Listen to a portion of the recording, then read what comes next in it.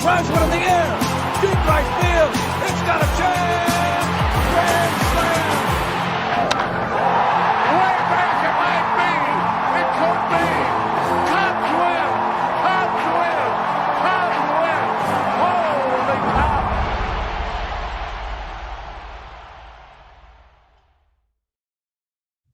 The Dingers podcast is on the air. I'm your host, Mitch. I'm here with the legend from Nevada, Jeffrey.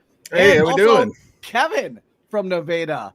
How are you guys tonight? Oh, just dandy. We've survived Monday. That's 20% of the week. So, we deserve a medal or a nap or possibly both. I'd take both. I'd take a nap. I'm feeling pretty tired. I'm watching these Cubbies just running around the base paths tonight, just disrespecting that catcher left and right. Yes. Happ just had the ugliest steal I think I've seen. And Kyle Tucker just base hit. We're recording live. Oh, play. Happer scores, and the ball hits him in the butt. We are recording Monday night as the Cubs are taking on the Rangers. They're currently in the 6th inning. That are up 6-0 on these Rangers. Got Evaldi out of there. Just key at-bats from Michael Busch. Michael Busch is having a really good game, but every single time we're getting a guy in first, he's taking second for sure. Kyle Tucker just missed one earlier. Gets a base hit here. Happ just drives in a run. I'm just getting production up and down the order. And that's kind of the theme of, even if you go back to our last recording last Monday when they took on the A's, the offense has kind of exploded. The offense has been hot all the way from last Monday. In that game, what did we put up that night? Oh. Do you know how many runs put up Monday? Is it 7 or 9? No, that Monday night was 18-3. Monday night was 18. Then the next night was 7, and then 4, 10. 10. Then we won a 3-1 ball game versus the Padres on Friday, a 7-1 game on Saturday, and then put up another 7 spot, and the bullpen just gave it away.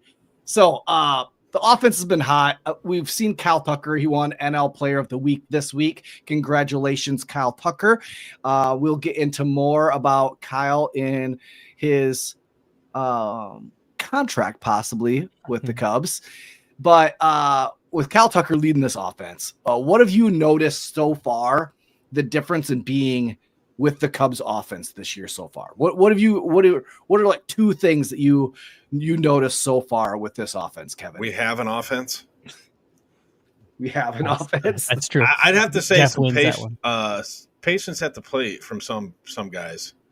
And they're making pitchers pitch to them. There's not so many guys that are trying to extend the zone and get their bat way out over the plate. So it's working better at bats? Better at bats, yeah.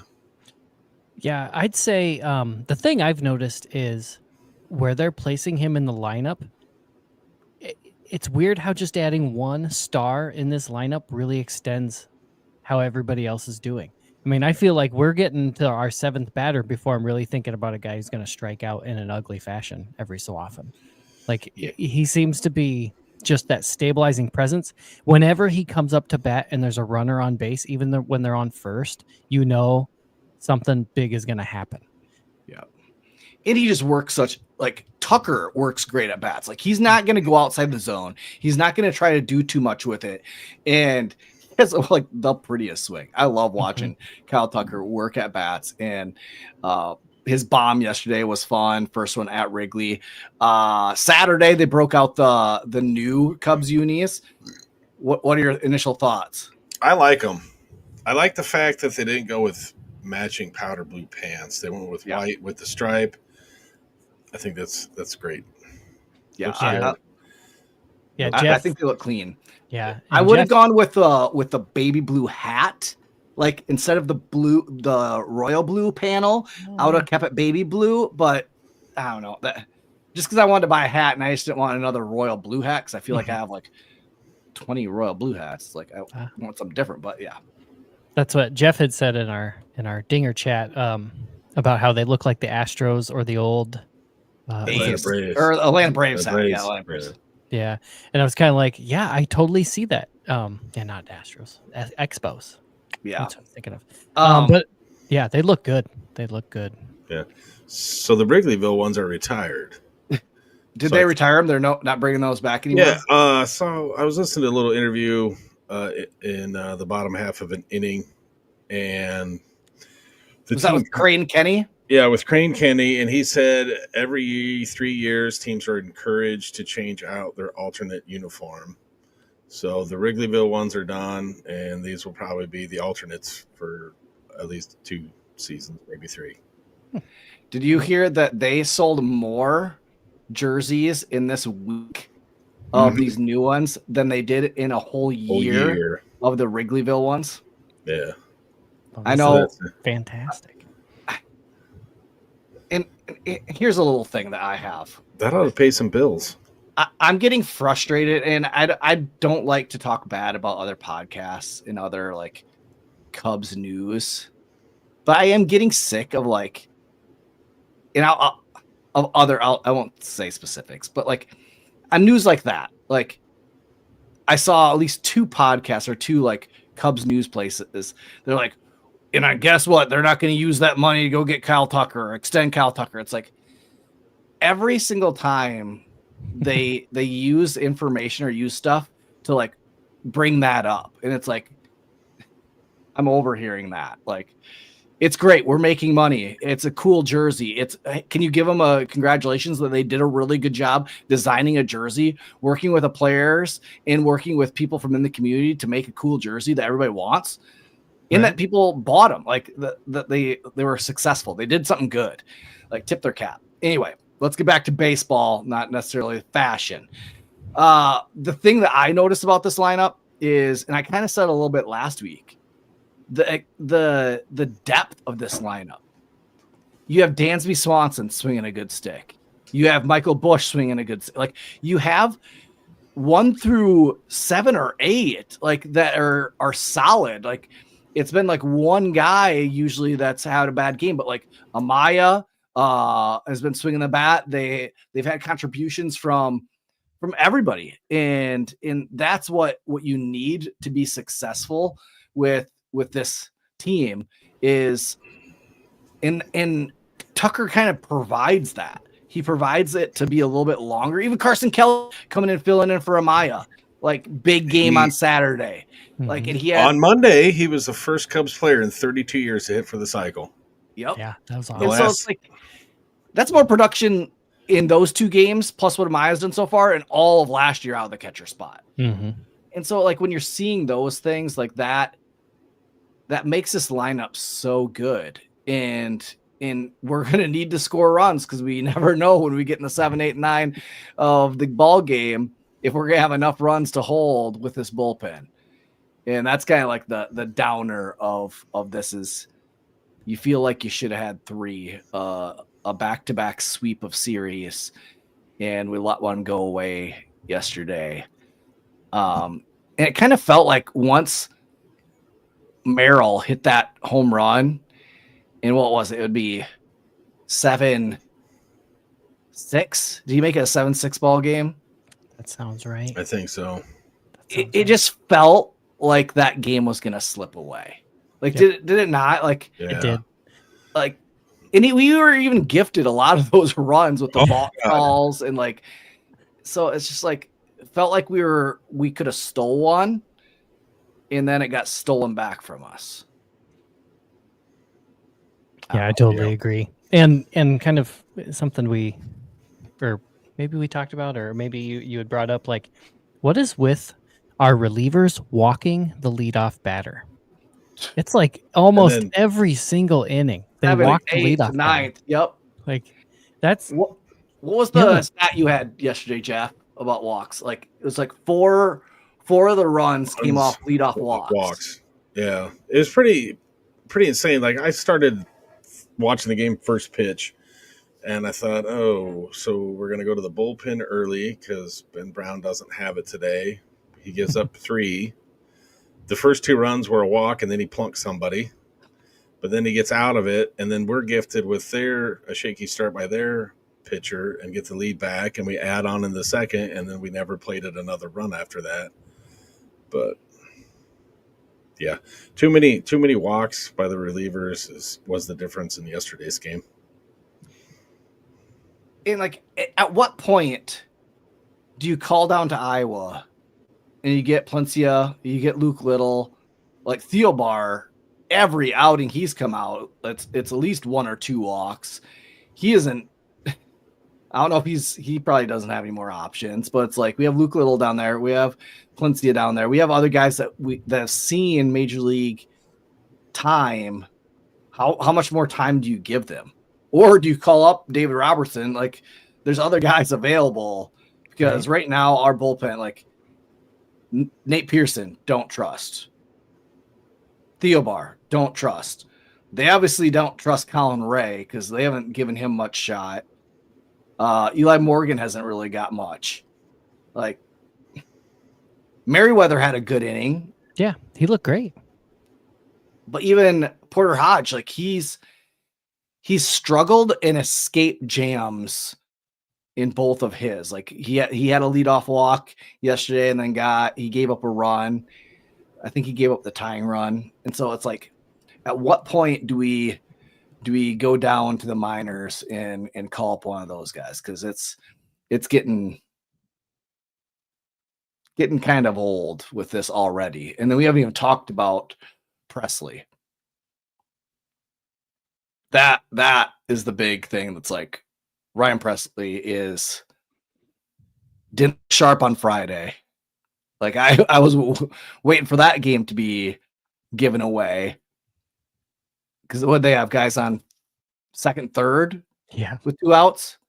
Yep. I don't think he's looked sharp yet this season. He has not had a clean inning. Right. And you know what sucked is you look over at the Padres, and 20% of their bullpen came from us. Mm-hmm. I saw that. I was like, I recognize that name.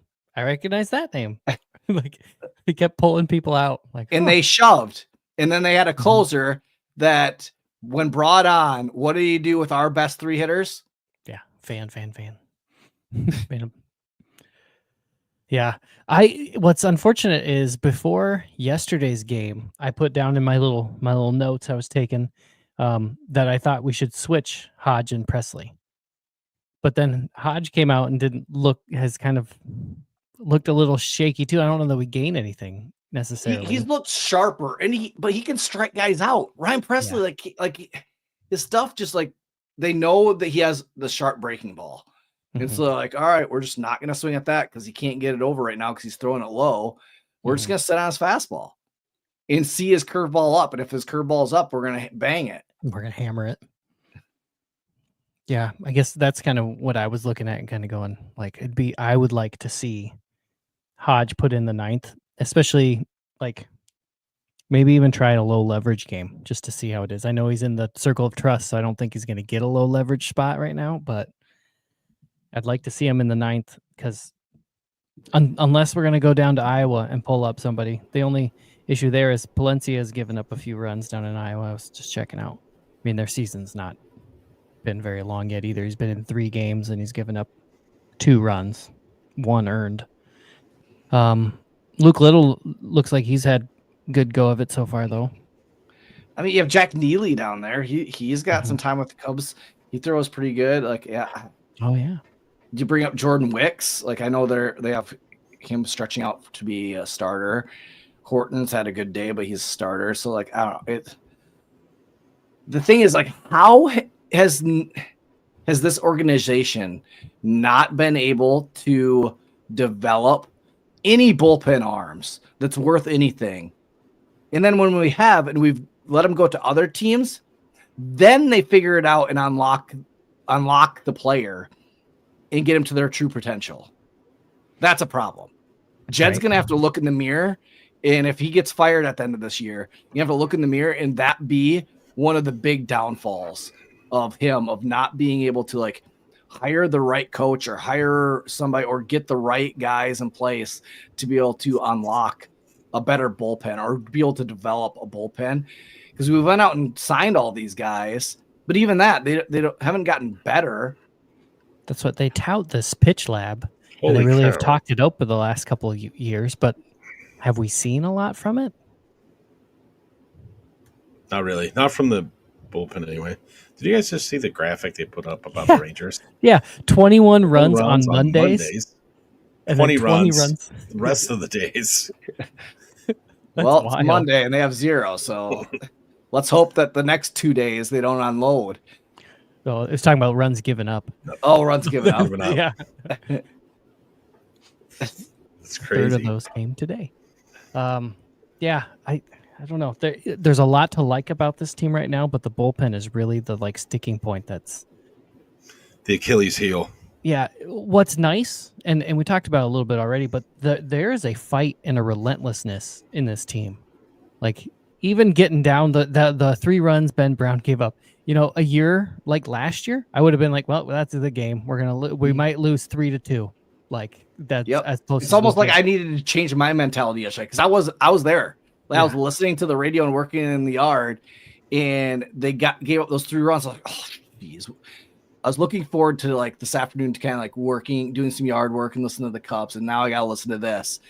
And they got out of it, and then we quickly scored like 3-4 5 runs. I was like, oh, okay, all right, now I can listen to this. Yeah, I probably would have changed the channel after watching a 3 spot be given up. Last year, not this year. This year, you'll have to like stay tuned because like the offense can put up runs. Like we've put up runs every single game. Like besides the Dodger series in Japan, this team has been able to hit. And so in our starting pitching's been solid. Matthew Boyd was absolutely lights out.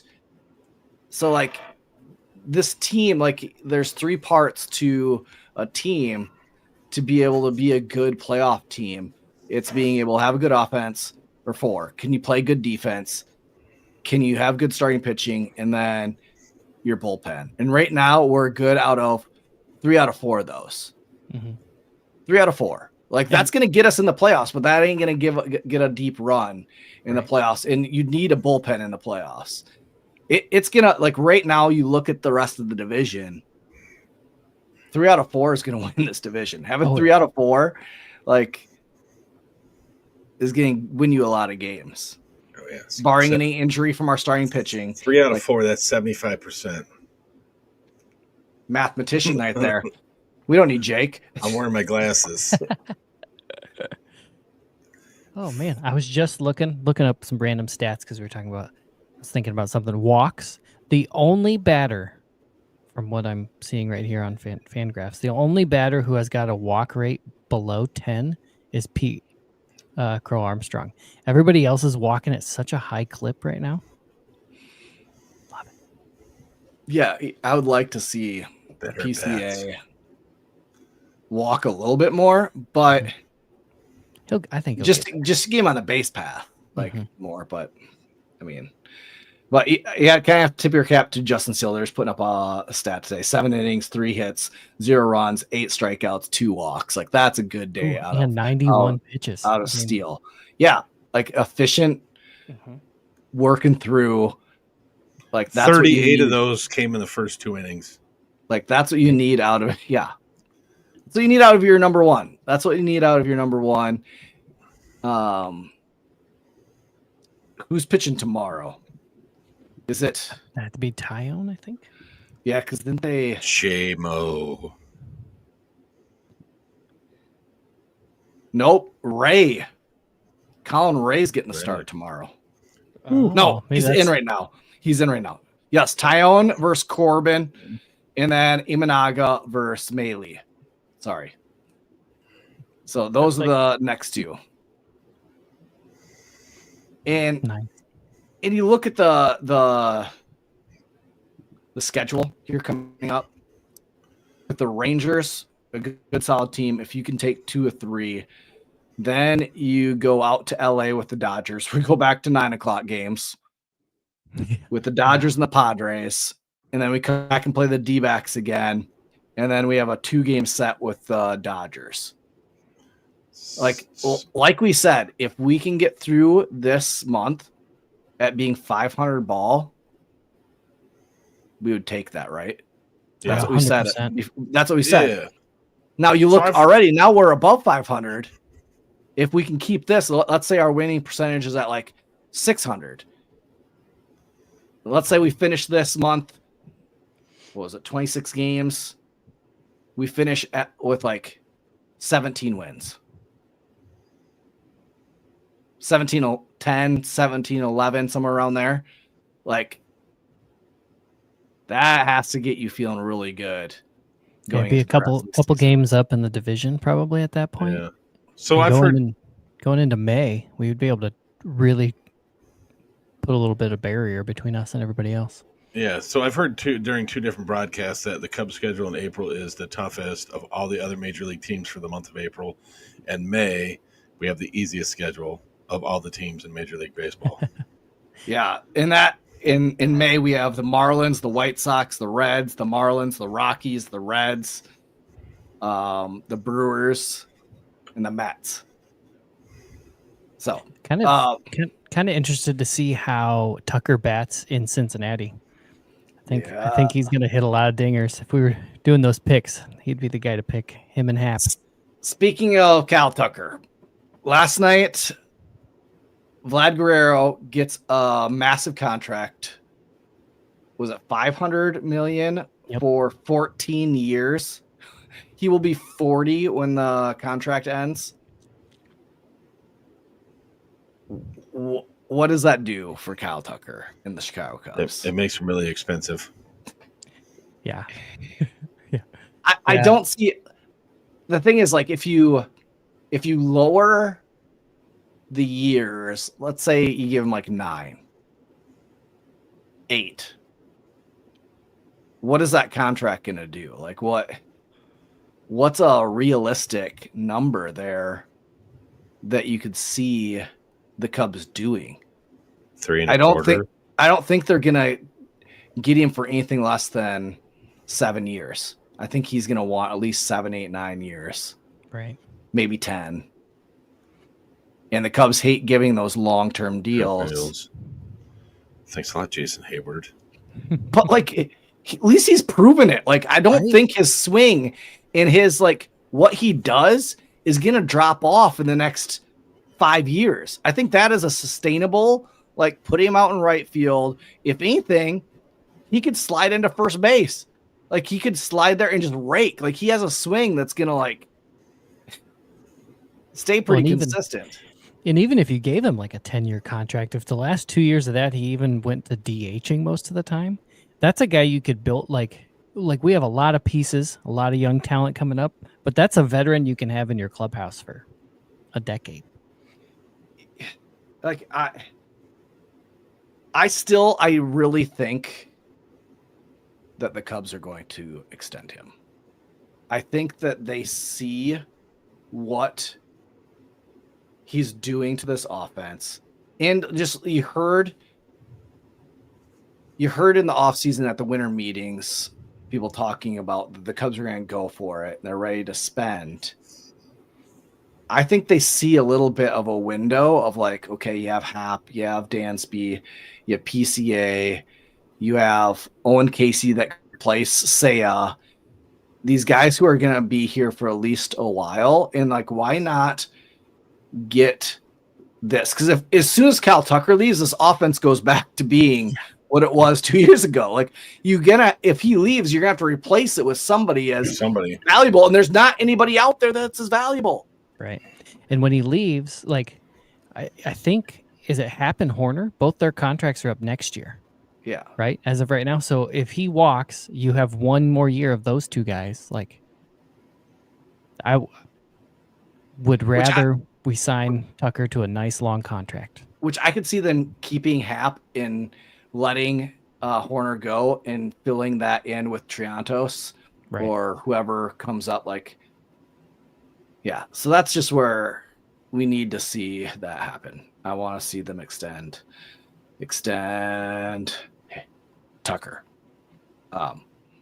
Let's end with some fun. So, Jeff, I shared this with you because I thought it was funny. Well, yeah, it's some good lighthearted shenanigans that went too far. Like, when I was a kid, younger, playing sports. You know, somebody pisses you off on your team, you put a little icy hot in his jock strap. Did you say that you once taped somebody's butt cheeks? No, I didn't. That wasn't me.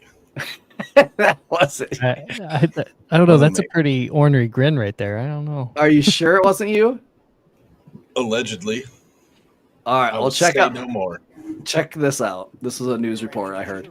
Baseball team has been suspended until that is an investigation into some pretty disgusting behavior is complete, and at least one student is likely facing charges. The investigation is still underway, but here's what we know tonight.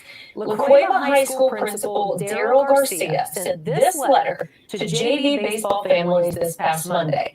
He writes a Rio Rancho High School student admitted to urinating in a water jug used by La Cueva's baseball team during a game between the two a week ago. Players and coaches reportedly drank from the jug afterward. Now, rumors about this disgusting prank began circulating over the weekend. Rio Rancho police confirmed they are investigating, and they will send their findings and potential battery charges to juvenile probation and parole once they're finished. A spokesperson for Rio Rancho Public Schools told us today all students determined to be involved in this prank will face severe disciplinary actions. And again, the entire JV baseball team for Rio Rancho High School is suspended during this investigation. We're told exactly what the discipline will entail is still confidential. Now, in his letter, Principal Garcia urged La Cueva families to consult with their doctor if they had any concerns about health consequences. The school is also providing school nurses and counselors to any students who need them. We also did reach out to APS and the NMAA about this ongoing investigation. Spokespersons for both organizations told us they are aware and are cooperating with the police investigation. In the meantime, you have to give it up a little bit for the news broadcaster to deliver that whole thing with a straight face. I don't know if I would have been able to do it. No. Yeah. No. Oh, shenanigans. I mean, you're playing JV baseball. What else are you gonna do? Clearly, they were a little bored. Were they the relief pitchers that did this? What positions did they play? That definitely seems like a pitcher that would end up do that. Or maybe a starter who just got blew up and he was ticked. My thing is, like, was it like water jugs or was it like the big like Gatorade coolers? Yeah. And they were left out and you like look at them, you're like, Gross. Gatorade is yellow. My pee is yellow. I don't know. Oh boy. I remember one of the best pranks that I pulled was I took a trip to see one of my buddies at Iowa State University. And one of my other buddies had just gotten married and moved into a house. And I was staying at my friend's dorm. And we walked outside of his dorm, and it was in the fall. And all of Iowa State University. Now, Iowa State University, if you've been there, it's a beautiful place. It's beautiful. It's got a lot of cool trees. I think it got a land grant to like plant so many like different types of trees on their on the campus. But they had bagged all the leaves for the whole campus and put them right outside of my friend's dorm. There was like 80 bags. And so we decided to get like 3 of my buddies' trucks. And we took all those bags of leaves. And we took them to our friend's house. And we put all those leaves in that friend's yard. Oh boy. It was like 5 foot deep of just leaves that covered his whole yard. Nice. And it's kind of like that. You like walk out and you're like, okay, like there's all these leaves here. Like God wants us to do this. And that's probably what happened to those players. They walked out and saw the water jug sitting there. They're like, all right, we gotta do something with this. We got to do something. We can't just leave it, right? You could say a golden opportunity presented itself. Yeah. Yeah. There was one Halloween where we filled our principal's car with wet leaves that were sitting out in people's yards. So he left his sunroof open. So if you can imagine dumping leaves through a sunroof and then jumping through there to pack the leaves. So like when you open the door, no leaves fell out. It was just solid. Oh my gosh. We were there for like an hour just packing leaves. It's a lot of leaves. Yes. I like it. Any parting words, or else we're gonna call this a night and say go Cubs and pick up another W tonight. I love it. Enjoy the wins. Don't get too disgruntled when we lose. Love it. Let's All beef right. up the bullpen. Go Cubs. Let's get the bullpen fixed. Let's fix it. Can't be dealing with this anymore in the late innings. No. I need to be able to rest and go to bed early some nights and trust that our bullpen is I will gonna not watch one handle 9 o'clock start. Yep. I can't do it. All right. Good night and go Cubs. Go Cubs, go.